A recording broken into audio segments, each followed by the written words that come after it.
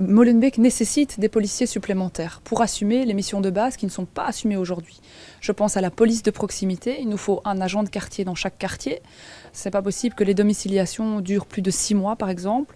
Et puis il nous faut pouvoir agir sur la sécurité routière. On a des carrefours, on n'a plus jamais de policiers qui sont embouteillés tous les matins, ça ne va pas, c'est un exemple. On n'arrête pas vraiment les chauffards aujourd'hui. Et alors, un autre point très négatif qui nécessiterait un renfort policier, la question du tapage nocturne.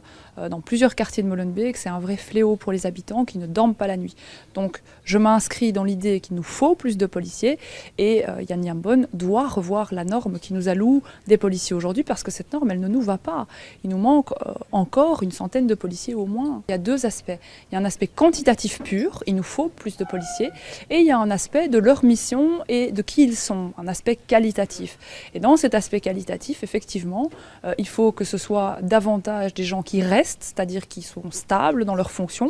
Pour l'instant, on a un turnover qui est beaucoup trop important. Ce sont des agents qui viennent, puis qui partent, qui font leur formation chez nous, qui partent en Brabant wallon, en Brabant flamand, plus loin parfois. Ils ne restent pas, ils ne connaissent pas la population et qui ont une formation adaptée à notre population. Donc, si je vous donne un exemple.